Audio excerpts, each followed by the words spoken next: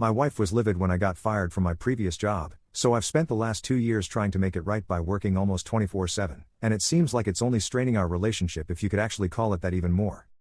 I, 35M, have been married to my wife, 32F, for 6 years, together for 10. We have 2 kids, a son, 5M, and a daughter just born last year.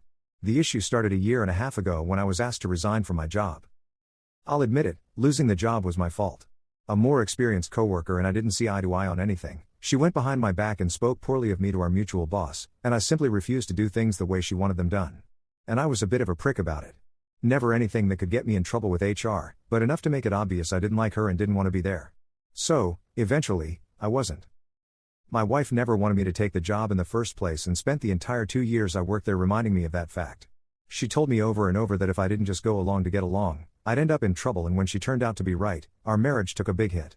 She was pregnant with our daughter at the time and suddenly became the primary breadwinner, and the stress was too much.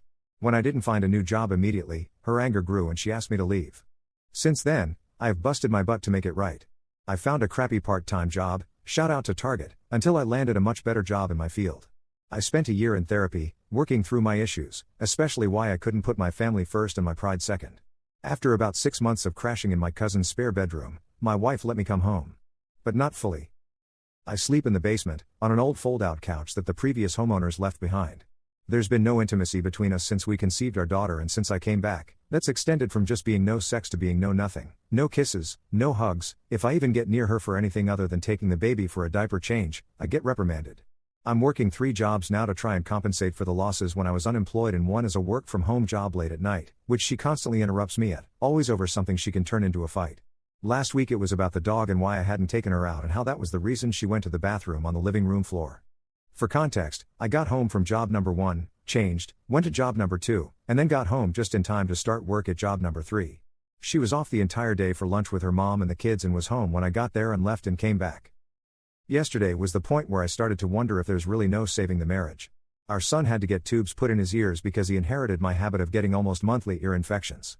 They told us that he'd probably feel awful for the rest of the day and would likely run a fever, but if those were the only issues, there was no need to call or bring him back. My mill came to help out, and when my son, as predicted, spiked a fever, 100.2, she and my wife both became extremely upset and demanded that I call the doctor. I tried to point out that they specifically said this would happen, but neither of them would listen. My mill said that part of parenting was knowing better than a doctor and that I had clearly not learned anything about not always thinking I knew best. Yeah, I see the contradiction, but my wife didn't. I took her aside into our bedroom and tried to talk calmly, but she wasn't budging and kept telling me that her mother knew what was right. I asked her, point blank, if my opinion even mattered or if her mother's was the only one that did. She said that she was listening to her mom because, unlike mine, at least her opinion I can respect. I called the doctor. They said to give my son a popsicle. I did. He felt better. I spent the rest of the night sitting in the corner of the living room, not speaking, and only doing what my wife or Mill said we should. Eventually, my wife took our son to sleep with her in the master bedroom and my Mill took the guest room, and I went back downstairs. I know I effed up. I know I have things to atone for. But is this me making up for my mistakes or me getting my butt kicked because no one in my family respects me anymore? Commenter: have you guys done counseling? Your marriage, as you describe it now, is better off ending. That doesn't mean you can't repair it if you're both invested in making things better. Have you told your wife that you feel like you've worked really hard to do better and that it feels like she's just completely resents you for past mistakes? I'd start by showing her this post. That you're at a place where you want to be in a loving marriage with her again, but that it feels like you will never get there and like it feels like nothing you do is enough to make amends for the past. She has to let go of her resentment and contempt and forgive you for being fallible, or the marriage cannot be saved. Contempt kills marriages, period. We haven't done counseling yet. Honestly, I've been thinking about it for a while, but haven't had the guts to bring it up to her. Every time I've tried to discuss us, it just ends up in a fight. Maybe showing her the post is a good idea. Update 1. My family went out of town for the weekend and I stayed home to get some things done around the house. They're due back in a few hours and I'm on Reddit because I can't deal with anything else at the moment. I've been anxious since I got up this morning and every thought has been about whether I did enough while they were gone. I've made 3 lists of what I did and what I didn't do and why/why not, and it hasn't helped. If I don't distract myself, spending too much time reading Am I the Jerk, the anxiety morphs into panic and I can't calm/soothe myself. But then I get even more concerned because posting and replying on Reddit is not exactly a healthy coping mechanism. Update 2. So, I absolutely did not expect more than 400 comments. I read almost all of them and I really appreciate them all, even the ones that rake me over the coals for being a lazy sob who does nothing to help his wife. I hadn't planned on updating this, but, as it turns out, I have literally no one else I can talk to about it, so here you go. Before the actual update, a quick note about the does nothing to help his wife stuff. I put this in a few comments, but I think I should mention it here. Since I moved back in, I have been doing my damnedest to pull my weight both in terms of a paycheck and in being a dad/husband/partner. A lot of you commented on me working 3 jobs, a point in the update, too, and maybe I wasn't doing much at home. My work schedule: 1 FT job 5 days a week, PT job 2 nights a week from 7 to 9. PT online job 1 to 4 nights a week, from 9/10 until midnight. On weekday mornings, I get the kids up and fed before dropping them at daycare. My parents, I pick them up from daycare after work, bring them home and feed them before my wife gets home. 3/5 nights, either we've made something in the crock pot or I attempt to cook dinner. It's a crapshoot as to whether it's good or not. The other 2 nights, I grab a sandwich or protein shake on my way out the door and my wife usually orders out. Those 3 nights I'm home, we trade off getting the kids to bed. That's the only time I spend in the master bedroom, putting the baby down for bed or a nap. I handle other chores as needed, as does she. I will willingly take criticism for what I messed up, but I think I'm pulling my weight now. Some commenters seem to disagree. As for the update, my wife took the kids to her family's camp for the weekend while I stayed home and did some work on the house that needed to be done. When she got home Sunday night and the kids had gone off to sleep, I asked her if we could talk for a minute and she agreed. I went in armed with what a lot of you had suggested: marriage counseling and me cutting back on the 3 jobs to have more time with her. I did not share my post as I knew she wouldn't react well. She didn't react well, anyway. Basically, she brushed past the counseling idea and focused on the me not working 3 jobs topic, and let's just say that I will be working 3 jobs for the foreseeable future. She framed it as me trying to shirk my duties and thinking that since I was back in the house, there was nothing more I needed to do. And even if that wasn't why I was suggesting it, it was still a no-go. Turns out, she wants to cut back on her hours, maybe even going PT. There were hints of quitting outright, and she can't do that if we don't have my 3 incomes. She didn't put it this way, but I can definitely see that letting her cut back would only be fair, given my initial screw-up.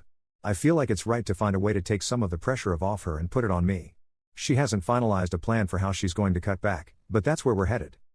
On a related note, she brought up that my jobs were one of the reasons I was staying in the basement. That's where the office space is, and since I work until midnight, it only makes sense. We didn't really talk about what the other reasons might be for me not sleeping in our room. It was late and she'd had a long weekend, so I let the rest slide for the night. Then, last night, Monday, I approached her again about the counseling. I'd contacted my IC and asked for some MC recommendations.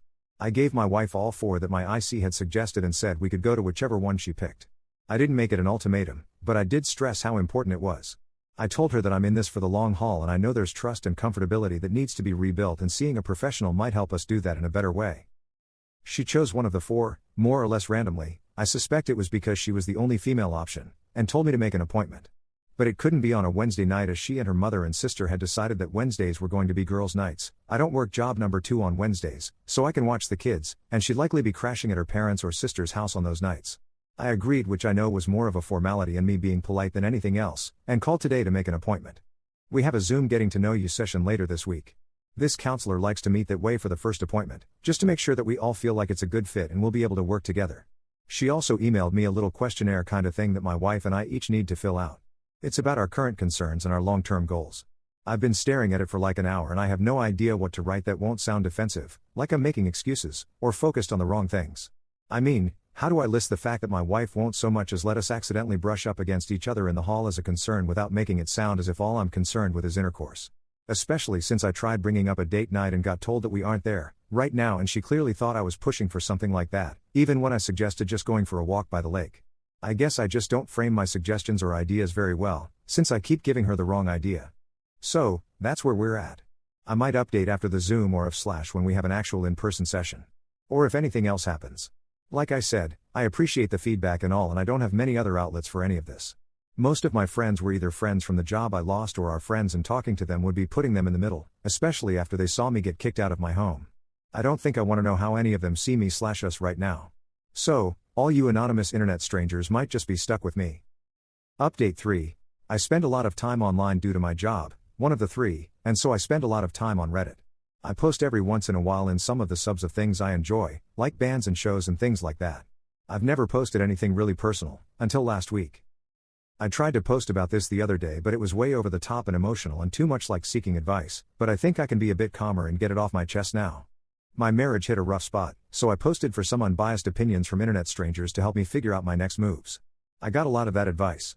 A lot, and it was helpful, mostly, even the people who called me a simp and insisted there must be cheating going. I probably am and there's probably not. I felt like people were really listening to me, and I thought that was a good thing.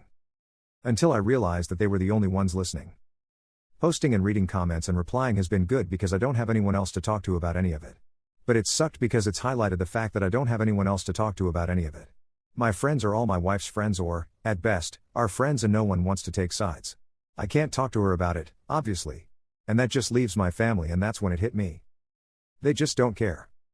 My wife has described my father as an emotional black hole that swallowed an iceberg, and she's not really wrong. And my mother. I'm her only child, which means that my kids are her only grandkids. They're also the only ones she's gonna get, and that means that my value to her is entirely contingent on access to them. If my marriage fails, her access gets cut in half, and it just can't be. So it's either help me and give me someone to talk to, act as a sounding board, give me support to help me get through being kicked out of my house and then let back in but exiled to the basement, or tell me to fix whatever I messed up as it's clearly my fault and spend her time and energy focusing on becoming the second mother my wife's always wanted her to be. 3. Guess which option my mom chose. I don't matter to anyone in my life in any way other than what I can do for them. For my wife, it's 3 jobs worth of paychecks and help with the kids. For my mill, it's giving her a target to punish in retaliation for her own history of abuse. For my parents, it's access to my kids. And all of them could be just fine without me providing that. Just fine without me. My mother texted me yesterday to ask me something about my son. One text. First time I've heard from her in a week and a half. After I replied to my mom's question, I asked how she was and if she and my dad had any plans for the weekend. She left me on read, but that didn't matter, I already knew the answer. They're taking my kids and my wife to a pool party at the animal park. I overheard my mom and my wife talking about it on FaceTime a couple nights ago. They were on the call for more than an hour. I haven't talked to my mother or my wife for an hour combined in the last month. I've always known my parents weren't what anyone would call emotionally available, at least not for me. And I knew they always find a way to assign the blame for damn near everything to me. When I was bullied as a kid, they asked me what I did to make the other kids hate me, and when my college GF started sleeping with my best friend from home, my mom's other son all through high school, they urged me to forgive them both as they couldn't help who they loved and I'm a hard person to be close to. When my wife kicked me out after I lost my job, I asked my parents to let me stay with them temporarily as they have an empty and unused bedroom that was mine for years, and they said no. And still, I didn't really put it together. I didn't really grasp how much they just don't care until people on Reddit read what I said about them and pointed it out to me. I was so used to it all that it just felt normal, and even now, even when I recognize that it's not, I still won't do anything about it. They'll show up tomorrow morning to pick up my wife and my kids and I won't say a word. I don't even know if I'll come upstairs or if I'll just stay in the basement. I think I'll probably just stay downstairs with my dog until they've come and gone. It's easier to ignore being ignored if you don't have to watch it happen. Update 4. I went on a family outing over the weekend with my wife, kids, Mill, Phil, and my parents, and my mother said something that didn't sit right with me and I'm not sure I handled it well.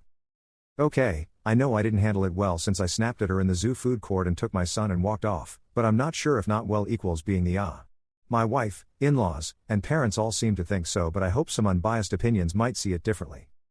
There's a lot I'm dealing with at the moment in terms of my marriage, and a divorce is a possibility.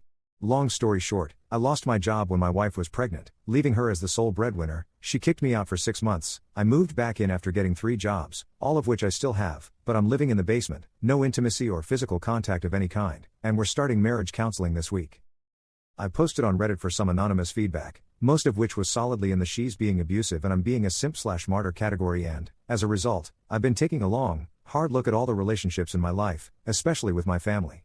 Which brings us to last weekend when my wife made plans to take both our kids, 5M and infant daughter, to a pool party event at our local zoo with her parents and mine, but not me. I mentioned my exclusion and she had several reasons for not inviting me which aren't really relevant here, but when I pushed and asked to be included, she relented and invited me along. That was the start of the issue. Her parents aren't that fond of me right now, or ever, and my own parents are more concerned with keeping the peace with my wife, so as to not risk losing contact with my kids if divorce comes to pass. So, my joining the zoo trip upped the tension immediately, as my in-laws assumed I pressured my wife into letting me come along and were barely civil, and my parents were clearly worried that I was going to cause some sort of argument or blow up, which, in hindsight, was probably a valid concern. It started off with little things. My wife was carrying the baby and my mother insisted on holding my son's hand and walking as far on the other side of the group from me as possible. My son was playing in the animal-themed bouncy house, and had long exceeded the allowed time, but when I tried to get him, my mom told me to let him have his fun and stop wrecking the mood. When we all went for a ride on the little train that goes all around the zoo, I was the one in the last car by myself while the grandmas each had a kid. The only time anyone actually talked to me was to ask me for something out of the diaper bag, send me off to buy waters and sodas, or tell me to lighten up. Everything came to a head when we went to the food court to enjoy the AC. It was like 100 degrees outside, and some snacks. My wife is usually very anti-sugar, so no candy or cookies, but my mother bought my son 2 bags of Skittles anyway, and when I tried to tell her not to, she gave me some line about grandma knowing best and getting special privileges. But the problem really came when we all sat down and my mother started talking with my wife about what it was like to have 2 kids, both so young. For context, I am an only child and my parents have said repeatedly over the years that that's by design. They only ever wanted 1 kid. They've also mentioned, more than once, that my mom had a miscarriage before she had me, so there's a layer of I was the second choice crap in there for me to deal with. I understand that they didn't actually make a choice and all that, but there's been more than a few incidents in my life where they took someone else's side over mine, including when my wife kicked me out and they refused to let me stay with them. That feeling second best is sort of baked into my DNA. My mom told my wife that's always impressed by parents who can handle multiple kids because she knew right from the beginning that she couldn't do it. And she said it was especially impressive when those kids are both so young and such a handful. All good, all true, no issues so far. And then my mother said to my wife that it must be even more difficult doing it as a single parent. Remember that I am not my wife's favorite person right now, and her parents really don't like me, but I swear to you, every one of their heads snapped up when my mom said it, staring at her with almost coordinated WTF looks on their faces. To her credit, my wife tried to save my mom from herself by pointing out that she wasn't in any way single and no matter what's been going on with us, I've always contributed to taking care of the kids, which was the most credit she's given me for anything in a year and a half. My mom nodded along and said that of course, you're not actually single, and everyone tensed because we knew the but was coming, but I'd left her alone for 6 months and that even I've admitted that I'd failed her as a partner, so even though I was back in the house now, she could only imagine that my wife probably felt like she was still doing it all on her own. No one spoke up for me that time. My emotions have been right below the surface for months and I couldn't tell if I was going to cry or throw one of the bags of Skittles at my mom or both. I usually favor a shutdown completely kind of conflict avoidance, but I just couldn't do it. I stood up, probably more forcefully than I needed to as my chair almost tipped over, stepped around my mom, collected my son from his seat, with his bag of candy, and started walking away. Someone asked me where I was going and I snapped, without even looking back, that I was taking my son to see the penguins and we'd meet everyone back at the cars. It would be good for me, I said, to get some practice as a single parent, so I don't fail at that too. It sounds way more badass than it was, since I had started crying by then and my voice cracked and made me sound like a whiny teenage boy, but it made the point. My parents left while my son and I were at the penguin habitat, leaving it to my in-laws to drive the rest of us home. My Phil pulled me aside when they dropped us off to talk to me privately. He told me that my mother had left in tears and that clearly she hadn't meant what she said in that way and I shouldn't be so sensitive about things like that since I was the one who messed up in the first place and even opened the single-parent door. My wife said much the same thing after we got the kids to bed, before I went to the basement to work my online job. And I've gotten 4 or 5 "I'm sorry you feel that way" but texts from my mother, and 1 apologies he'll text from my dad, since. I drop the kids off at their house every morning before I head to work, and yesterday and today, my dad was the only one who came out to greet me. My mom's still texting my wife pictures of the kids throughout the day, but she never sent them to me anyway, so it's not like I would have noticed it as some sort of silent treatment. So, have it at Reddit. Am I the odd for snapping at my mother and clearly hurting her feelings? Update 5. Sort of an update. I posted on Ada about an interaction I had with my mom while I was out with my wife, kids, in-laws, and my parents. I think a lot of people thought I was an off for it and they might have been right. If you didn't see it, I basically snapped at my mom after she twice referred to my wife as a single parent in front of me, my wife, and in-laws. I probably should have been more mature about it, but I let my anger get the best of me at that moment. But it connects to the actual update as, surprisingly, a day or so after I posted, my wife apologized to me for what my mom said. My mom still hasn't. My wife, who I'm going to start calling Carrie so I can stop saying my wife every time, wanted me to know that she had never said anything like that or referred to herself as a single parent or to me as a failed or absent parent. She had no idea where my mom got that phrasing from or why she said it, but Carrie said she was sorry my mother said it and that she has never thought of me that way. Despite my screw-up with a job, she said she's always known that I would do my best to be a good father and would never abandon my kids. That was the first positive thing she's said about me in a while, so I thanked her and counted that as a win. But it was the only one, really. We had our first counseling session last night, after the Zoom meet and greet last week. During the Zoom session, our counselor asked us to share some of what we'd written down on the pre-session questionnaire. Specifically, she asked for each of us to tell the other what our goals were for counseling. I said, to work on healing the damage done by my mistake and to build our relationship back with both of us being able to love and respect each other. Carrie said, to get to a point where she could trust me again and to find a way to let go of the significant resentment she feels toward me.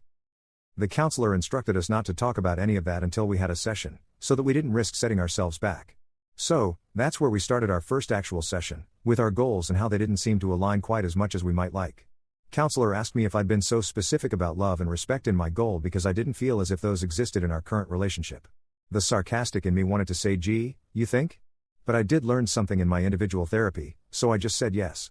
I pointed out that being banished to the basement, watching Carrie avoid any and all physical contact, and the conversation about respecting her mother's opinion but not mine made me feel like there was no respect and I wasn't even sure if there was love there anymore. The counselor asked Carrie if she respected me. Carrie said she wants to, but given how I screwed up, it's hard to feel that right now. And then the counselor asked her if she loved me.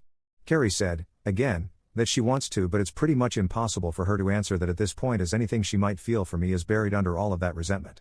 That was why she's avoided any contact and there's been no intimacy between us, physical or otherwise.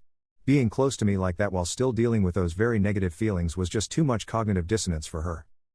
That was when we switched gears and addressed her resentment, which, I thought, was caused by me not listening to her advice and losing my job and putting unfair burdens on her. And it was. But that wasn't where it really started. It's been less than 24 hours and I'm still trying to wrap my head around all of this, but I guess the question of why she resents me was like tearing down Hoover Dam because everything came flooding out. In the span of about 20 uninterrupted minutes, I found out that Carrie's mother has never liked me and thought we were a bad fit right from the start. My presence at family gatherings and on family vacations has been a source of annoyance and aggravation for most of the maternal side of Carrie's family, to the point where they've actively tried to find ways to schedule things when I'm not available. My mill pulled Carrie aside and asked her if she was sure she wanted to marry me and said that she knew I would never make her happy on our wedding day. In the months prior to our son being born, Carrie was convinced that I was cheating on her and she told her mom and sister about it. And even when she realized that I wasn't, Mill and Sil have never been able to quite let the idea go. So, some context for that last one that I never brought up because I didn't think it mattered. When Carrie and I met 10 plus years ago, I had a best friend, we'll call her Ellie. Ellie and I had gone to college together and were in the same major and just clicked, as friends.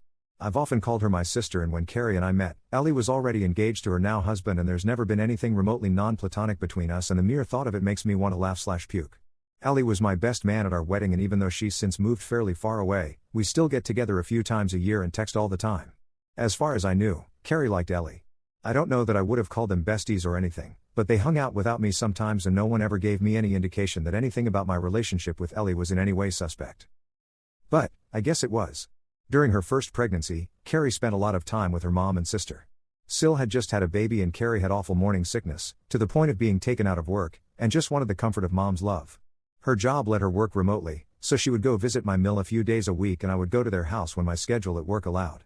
During that time, we had a few more arguments than usual, which my mill told me I should chalk up to pregnancy hormones, and, more than once, when I would argue with her, Carrie would snap at me and ask me who told you that. Ellie? As if I couldn't have a thought of my own. Somewhere along the way, Carrie got it in her head that I wasn't coming to Mill's house not because I was working. I was, mostly really early days that made a 90-minute commute from the in-laws too difficult to manage, but because I was spending time with Ellie. I wasn't. Ellie wasn't in the country, which, if I'd known what was happening, I would have told Carrie. But I didn't, and so she spent several weeks living with the absolute certainty that I was cheating on her. She only realized that I wasn't when I actually did mention that Ellie was in Germany with her husband's family and had been there for 2 months. But the thought of me being unfaithful only served to make Mill and Sil's dislike for me worse, and by the time the truth was discovered, the mountain of shit they'd buried me under was too deep for them to get out of, but Carrie defended me. She called her mom out for being inappropriate at the wedding. She told her sister that I was just as decent and kind as her husband. She even said she liked my admittedly sometimes too much sense of humor, even if I did make a few too many smartass comments, and even if a lot, of my jokes died quick deaths.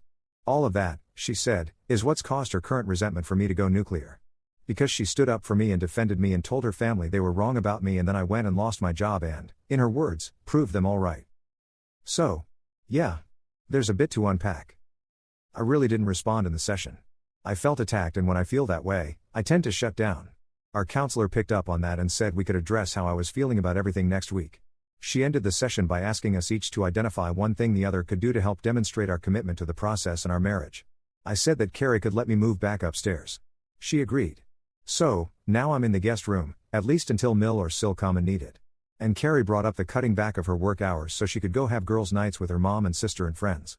To her credit, after everything she just unloaded about them, she said it would be okay if I took a week to think about that. Even just writing it all out made my head hurt. And I have no idea what to do with any of it. But since I know someone's going to say it in the comments, yes, Carrie's insistence that I was cheating is raising a huge red flag of projection for me, especially with how most comments about girls' nights on the last post suggested it was a cover for her to cheat on me. If anyone's still interested, I can update again if anything happens or after the next session. Like I said, it helps me to process. Even when I get told that I'm the or a simp. Sometimes, it's the harshest feedback that makes things clearer. Update 6. I posted on here a bit ago about a situation when I sort of forced my way into a zoo trip my wife had planned with the kids, my parents, and my in-laws. A lot of people thought I was the for doing that, even though that wasn't the point of the post. But now, I've found myself in a similar situation and tried doing the opposite and it doesn't seem to be working out any better. So, my wife has already told me that I am the in this situation, even if she didn't use those exact words. And I know nothing Reddit has to say about it would change her mind, especially since I won't/can't tell her that I'm even posting about it, but I'm starting to question my own judgment a bit here, so maybe you all can set me straight. My wife and I are in the middle of a really rough patch in our marriage. We separated for 6 months and even when we ended the separation, the issues that caused it weren't fixed.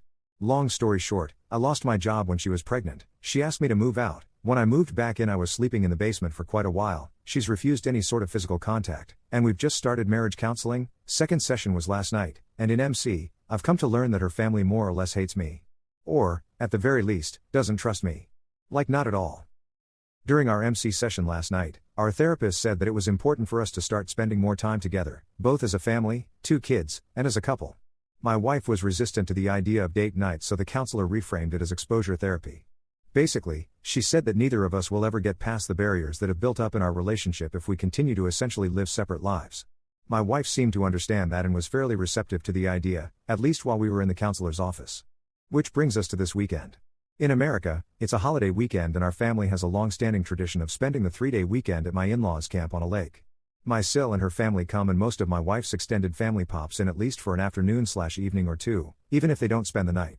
Some of her and my sil's friends from high school usually drop by for a catch-up, too, and I know my wife has been trying to reconnect with friends in an effort to find an identity outside of just being a mom and a wife.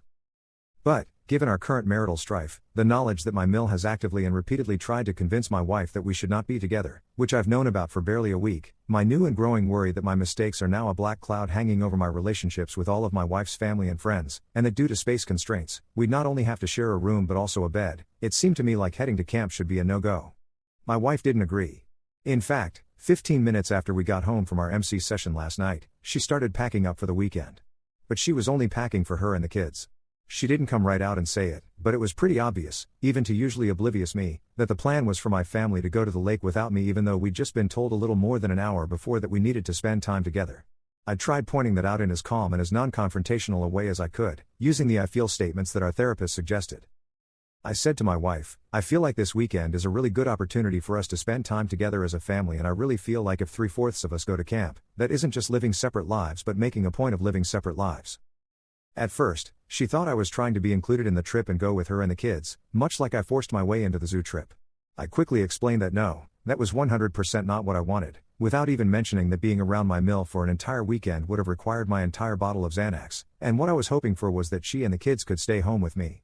There's a whole bunch of picnic and barbecue and block party events going on in and around our neighborhood and I thought we could go to some of those and spend time as a family.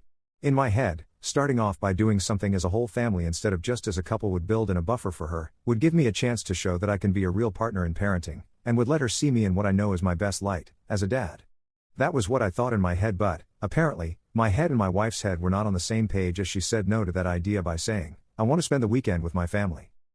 One thing our therapist stressed repeatedly was that to have any chance at productive conversations, we both need to avoid any kind of escalation in our communication, which was probably because things escalated more than once during our latest session.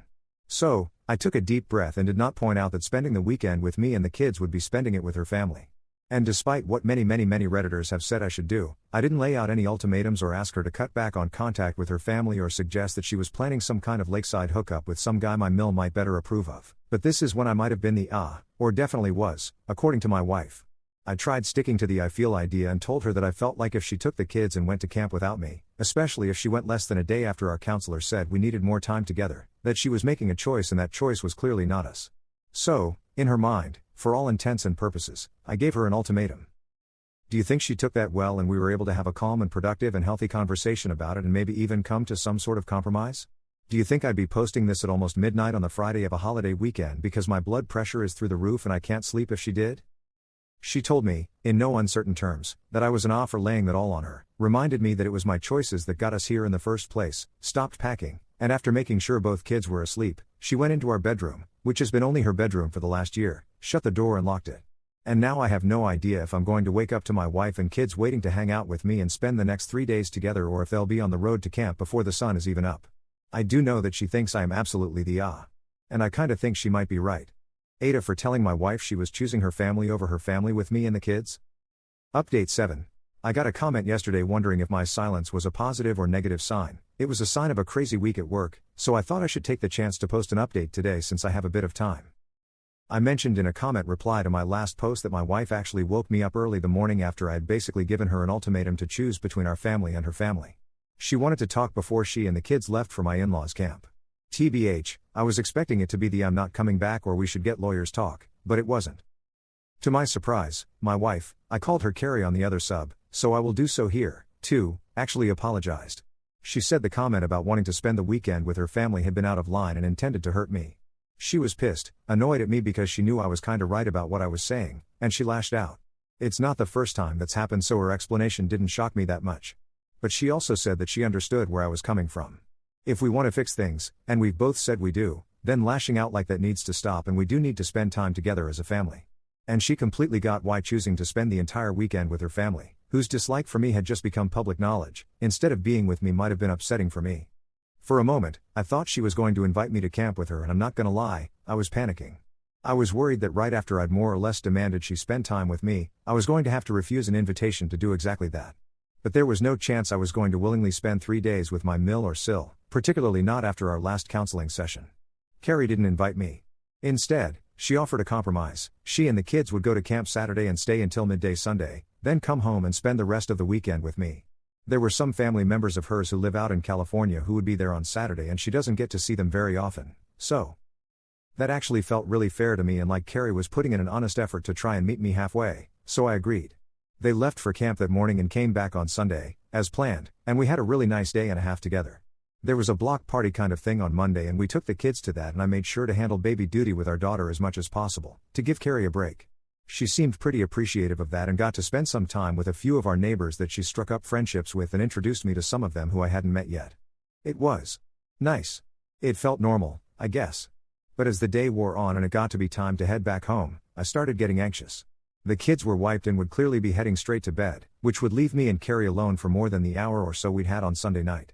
If we followed the counselor's advice, we should spend that time together. I was under no illusion that spending time was going to result in any sort of spousal relations or anything like that, but there would have to be talking and I was concerned about what topic of conversation wouldn't lead us to some sort of trouble. And it felt like maybe I was right when the first thing Carrie said was that she wanted to talk about the possibility of her having those girls' nights with her mom and sister. We'd essentially punted on that topic during our last counseling session. Other things had come up that had escalated tensions and the therapist said we probably weren't in the best place to make a good decision about any of it at that moment. But since she'd spent a day and a half with my Mill and Sil, I guess I shouldn't have been surprised it came back up. I was surprised that she offered another compromise. She didn't have to cut her work hours down to part-time, she'd just have to adjust hours on other days so she could leave early on the girls' nights days and come in late the following day. Apparently, she'd already cleared that with work and could start doing it whenever she wanted, even as soon as this week. She hadn't been at work since our last session, so it was obvious that she'd gotten all this clearance before we had even talked about it with the therapist. On the one hand, I could see how it was a compromise and seemed pretty fair, which was good. On the other hand, I felt sort of misled, not sure that's the right word, like she had made the compromise about the weekend to soften me up for the possibility of agreeing to girls' nights. I'll say that might be me being paranoid or overly suspicious, and that's probably a direct result of how many she's planning to cheat or already is comments I've gotten here. But just because you're paranoid, that doesn't mean they're not out to get you, right? I did my best to ignore the paranoia but also get to what was starting to worry me. I asked her flat out why having a weekly girls' night with her mom and sister, something she'd never done before, was so important to her now, especially since both Mill and Sil are very actively against our marriage. I said I didn't want to cut her off from them or prevent her from having some fun and an escape, but the idea of her spending an entire night out drinking and in situations where there's a pretty high likelihood of venting/complaining about relationships with two people who might be inclined to encourage her worst instincts when it came to our relationship made me really anxious. I didn't suggest that she might be using it as an opportunity to cheat. I didn't even let on that the thought that she might find someone else had crossed my mind, or the minds of a lot of anonymous Redditors. I stayed as far away from any of that as possible and tried to keep the conversation focused on my worries about her spending that much time with my Mill and Sil. Carrie said she understood. She said that was a reasonable concern, especially given all that she'd shared in our sessions about her mom's feelings toward me. And she said that, normally, she'd probably give in and stay home and spend that time with me and the kids. But, she said, my sister needs me, right now. Her husband left her. Apparently, Bill left Sil the day after the family's annual 4th of July party. My in-laws have way too many holiday get-togethers, and my Sil is not taking it well. And when Sil doesn't take something well, my Mill takes it worse, and since Bill was the golden boy, the perfect son-in-law, the one I was always unfavorably compared to, there's a lot of upset and anger and sadness, and Carrie feels like she needs to spend time with her family to support her sister. She wants to help Sil navigate suddenly being a single parent and help her figure out if she can find a way to reconcile with Bill, and basically act like Sil's conscience and keep her from making any bad choices while there's still the possibility of saving her marriage. Bad choices like hooking up with some random dude at a bar during one of their girls' nights. Which, as I found out last night in counseling, is exactly the reason Bill left her. She cheated on him. So, my wife is asking me to be okay with her spending nights out with her mother, who hates me, and her sister, who's a cheater and hates me, and not feel any kind of way about all that. And even if I do, it doesn't really matter, as Sil needs her, and Carrie's already made it all good with work, and in doing that she was compromising on what she really wanted and had asked for, and that's a good thing and a sign of progress for our own reconciliation, and both Carrie and our therapist think if I can just see it in those terms, I'll realize that there's nothing to be worried or upset about. Which is how I got here.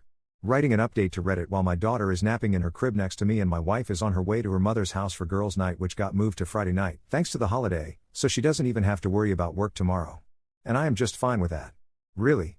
I'm totally, 100% fine with it. I even told Carrie that on her way out the door. Go ahead, Reddit. Tell me I'm an idiot.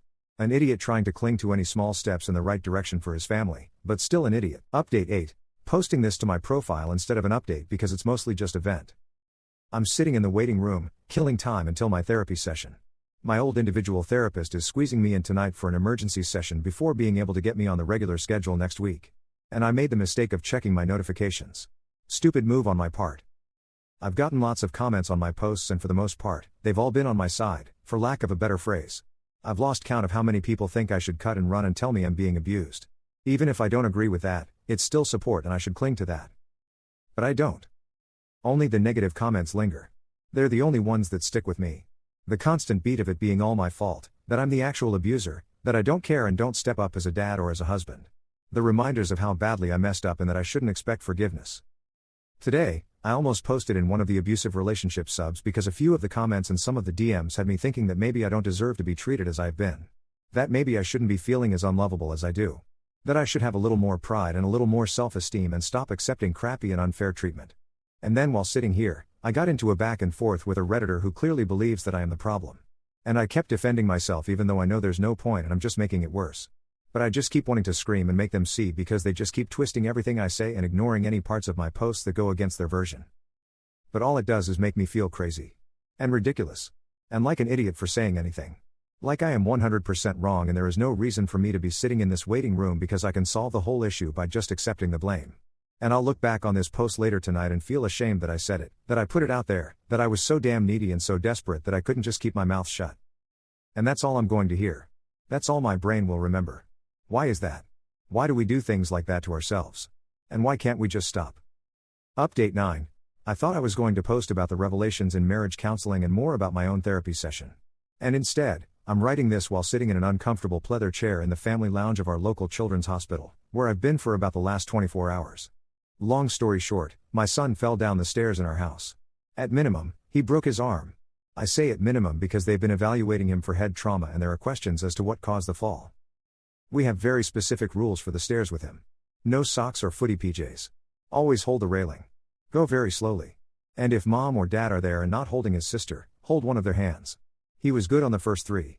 We even installed a second railing below the first one, at a more age-appropriate height. He had a grip on it. But I was the only one home and was carrying his sister down the stairs, so he didn't take my hand. I don't know what happened, exactly. I've described it like 20 times to the doctors and to my wife. But it's still not entirely clear. He was down 3 steps and his foot was out to go down 1 more and then he just stopped. And then dropped. It was about 6 more steps to the bottom and I chased but couldn't get there and I think it was when he hit the landing that his arm broke. But he didn't even cry out. I called 911 and then my wife but had to leave her a voicemail, and how the fuck do you leave that message without sounding like it's the end of the damn world? I don't even remember what I said. But then the ambulance was there and off we went to the hospital, and here we've been since. My wife met us there a couple hours later, which was after they'd given my son some children's painkillers and something to calm him down a bit. They explained them all to me, but I don't remember fuck all except him crying, so at least she didn't have to see the worst of it. My in-laws and parents have both come by and my daughter is with my parents now. There was no drama like at the zoo, as apparently we're all able to be adults when the kid is hurting. And no, before someone asks, my wife wasn't a girls' night. She had a massive work event for all the offices in our region that was being held 2 hours away. She got back as quickly as she could. No one, including my wife or her mom or the doctors, has blamed me for what happened. The guilt is eating me alive, though. I should have been quicker. I should have been in front of him and not behind him. Hell, the only reason I'm even writing this is because my wife is in with him and she told me to take a break because she saw how bad it was getting for me.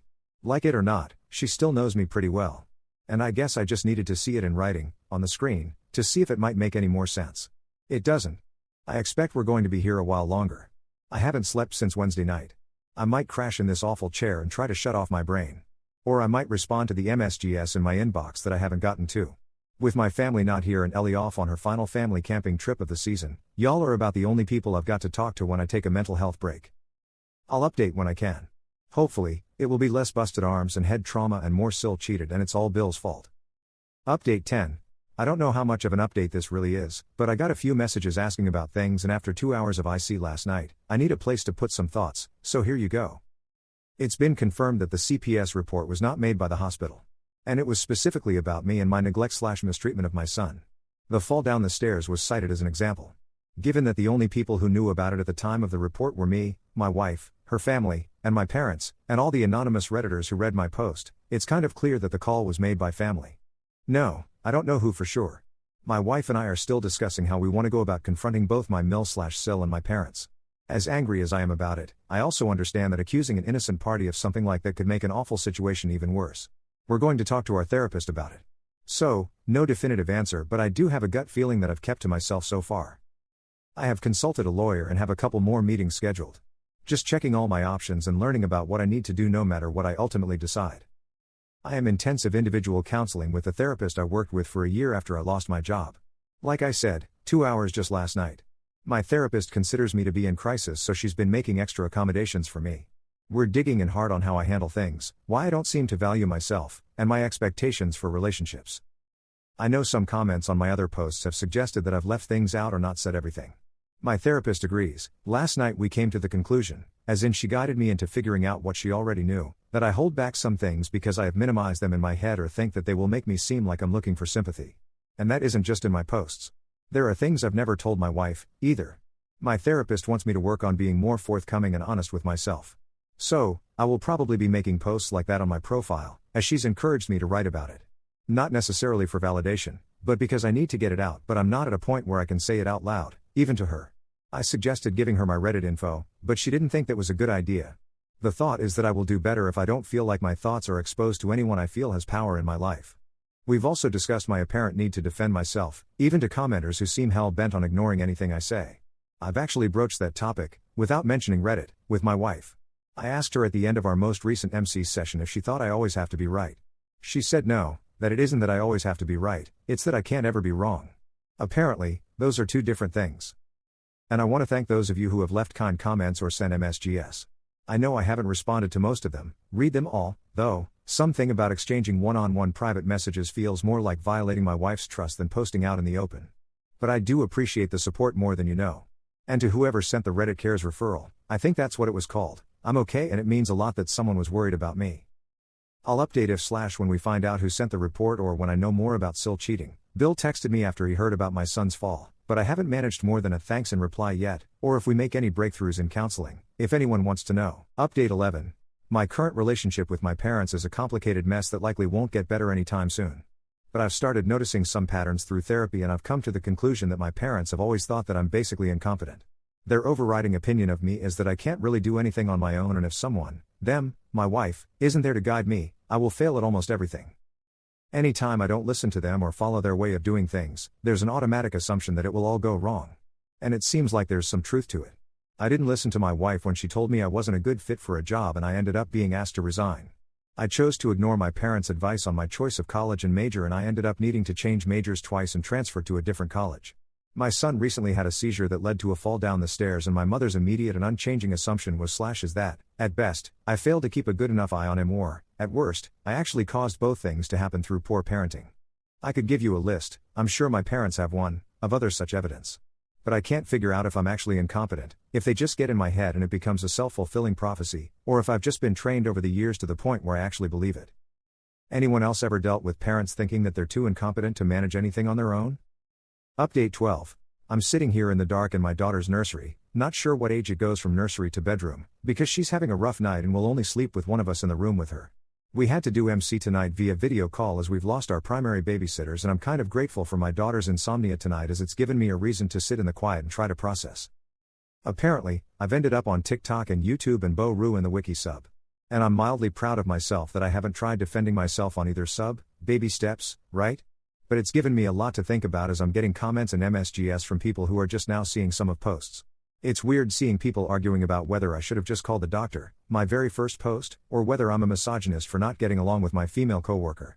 It feels like years since any of that was my biggest issue. But as weird as it's been to see so many comments on things that have been buried by more recent crap and as rough as MC was tonight, therapist had some choice words for Carrie and I almost felt like jumping in to defend her, and as hard as it's been ignoring every attempt my parents make at contacting us, I had a moment tonight that felt like relief and breathing again. And since I only ever share the angst and drama and catastrophe, I wanted to share something good. Carrie saw how hard I've been taking things with my mom, which, based on the Reddit Cares MSGS I've gotten, came through pretty clearly in my one recent comment, and she understood that there wasn't much she could do, seeing as how tangled up in it she is. And whether we stay together or not, tonight she showed she still has some care for me. She called Ellie. She called her and she asked her to come here to see me. And so, my best friend will be here this weekend. Carrie already made us all a reservation at the same restaurant we had our wedding reception at and she's offered to either take the kids for a day so Ellie and I can hang or to make herself scarce so our son can spend some time with Aunt E and I won't feel like I need to walk on eggshells. I haven't told Ellie all of what's happened, and I'm going to get a stern talking to about that, but it's a better feeling than I would have imagined to know I'll have at least a few days with someone who is 100% team me. It's nice to have something to look forward to and to have some time to just sit in the dark and hold my daughter's hand and pretend I'm just a typical dad doing typical dad stuff. Just wanted to share. Update 13. I realized today that it's been almost a month since I gave an official update. A lot has been going on, including Ellie's visit, a few breakthroughs in therapy, and trying to manage a household with a toddler with a serious medical condition. I'm still processing/working through a ton, but since Ellie was here, I had a little less need to process in public, as it were. But now she's gone back home and things are sort of shifting back to where they were before the seizure and CPS, except that I don't really feel like I'm looking at any of it the same way. Whether that's good or bad, I don't honestly know yet. We still don't have any real answers as to what's causing my son's seizures. But his new medication regimen has them more or less under control and we're cautiously optimistic while still taking some extra precautions. So far, so good on that front. He's handling it all far better than either of his parents are, I can tell you that. I got a few comments in MSGS asking about whether I ever spoke to Bill after he reached out. We had a brief chat over coffee the day before Ellie arrived. He and I have never been close, he is or was the golden child son-in-law and we have absolutely nothing in common, but, apparently, he still felt like it was his duty to warn me about some things, so I could be more prepared than he was. Turns out that my Sil has been financially abusive/controlling toward him for quite a while and when he confronted her about a credit card that he didn't know she had opened, she went ballistic and that was what led her to the bar and a guy she used to know and it went from there. He didn't expand much on Sil's cheating so I'm still not clear if it was a one-time thing or a long-term affair. Carrie's had conflicting answers, but really, he just wanted to give me a heads up so I could check our finances in case Carrie had been following her sister's lead in that regard. So, I did check. And that led to a blow-up in MC because I found some irregularities. No secret credit cards or anything like that. But Carrie's been spending considerably more than I realized and some of that spending was actually giving, as in giving Sil cash that I suspect was her way of paying for her cheating-related expenses so Bill wouldn't catch on. It didn't go particularly well when I called Carrie out on it during counseling and it went worse when our therapist essentially took my side and gave her some tough love that was more tough than it was love. The phrase is family loyalty, she needed help, and you made the choice to get fired so I get to make the choice on how to spend my money were all thrown around. To be fair, Carrie apologized later for everything she said, though she stopped short of apologizing for what she did and her sister's cheating has become a bigger issue in MC than I ever thought it would. We've had 3 sessions since the blow up and somehow they all keep circling back to the cheating and all are talking about what Carrie knew and what she didn't. Feels a lot like dancing around the possibility of her following in her sister's footsteps and the money stuff being the first step down that path. And that somehow always manages to lead right back to her original accusations against me, the ones that led to her mom snitching to my mom but then never following up with the truth. There were some commenters who suggested that Carrie might have been setting some kind of trap by inviting Ellie. I'm not going to say you were right but, well, you were right. Sort of. It was more of a preemptive strike, see, I trust you and look, I can still do things that suggest I might still love you move. As the day after Ellie left, Carrie broached the subject of how her mother telling my mother that I had cheated had played a role in my mom reporting me to CPS. There's a sentence I never thought I'd write. Basically, my wife asked me to be the bigger person, like she'd been by inviting Ellie, and to chalk that up to an innocent mistake on my Mill's part, and now that it was all water under the bridge because everyone knew the truth, maybe my Mill and I could have a sit down and try to bury the hatchet. I had like 6 good lines about where I might like to bury that hatchet, but I didn't actually use any of them, and that was in no small part to being too shocked to hear it described as water under the bridge to find my voice. Carrie did her best to frame it as all of us moving forward for the kids, since it seemed like our son and daughter might soon only have one set of grandparents, assuming that I was going to go no contact with my parents. Someone asked on one of my other posts why it wasn't easy for me to just cut them off, and this turns out to be one of the big reasons. If I go no contact and Carrie and I stay together, then my entire family will be her family, and I think I've spelled out all the reasons that would be an incredibly bad idea for me. If I go no contact and Carrie and I divorce, then I've got no one except a best friend who is thousands of miles away and 2 kids who I'll only see some of the time. My therapist suggested that that might have been my mom's plan all along, or at least a consideration, the idea that I'll roll over and forgive and continue to play my role because I'm incapable of being alone or standing up for myself. She took an action that was so insane because she fully believed there would be no consequences to it, at least not for her. Not to speak poorly of myself, but I have to admit that wouldn't have been an unreasonable calculation by my mother. And since I haven't officially gone no contact yet, she probably thinks that it's only a matter of time before I come crawling back. A month ago, she might have been right. But I've been digging down into everything related to my parents in therapy and doing all my homework, which has essentially been a lot of journaling, some of which ended up as a Reddit post, and talking to my inner child and confronting the pain without actually confronting the people who caused it. Turns out that all my posting on here was me doing some of that in terms of my marriage, even though I didn't realize it at the time. And that, it seems, is a pattern, me not realizing things. While Ellie was here, she and I talked a lot and she pointed out some things, in much less gentle ways than my therapist does, that I hadn't noticed, some patterns that exist in my relationships with my parents and with Carrie. Ellie described them as patterns of neglect, at best, and patterns of abuse, at worst. I pushed back and resisted that, at first. But when I shared it with my therapist, expecting her to agree with me, she guided me into considering it a light I hadn't thought of before. She asked me, point blank, who the person I trust most in the world is, Ellie, and then she asked me if I trusted her that much. Why wasn't I trusting her judgment? Why was I fighting so hard against everything Ellie was trying to tell me? My answer, because Ellie's supposed to be on my side, so, of course, she'd see it all in a way that made me look good or like the victim, so how could I trust such a clearly biased opinion? And then my therapist asked me if I felt so strongly that I couldn't or shouldn't trust a biased or self-serving opinion, then why was I so dead set on trusting Carrie's opinion or my mother's? I had no good answer for her. Hell, I had no answer at all for her. And I still don't. But I need to find one, as that's my therapeutic homework for next session, to try and find a reason that I can actually defend for why I will just accept my wife or my mom's views of me without question, but refuse to consider that my best friend might see things more clearly than either of them do. I've been working on it since Tuesday morning and so far I've got nothing, which, I suspect, is the point. That's where I'm at, if anyone still cares. And I do want to say thank you to everyone who reached out with comments or messages on my other posts, especially those who shared experiences with their own families. I haven't ever really talked about any of this before, so it's helped a lot to hear that I'm not unique, and while that's depressing to an extent, why can't we have nice families?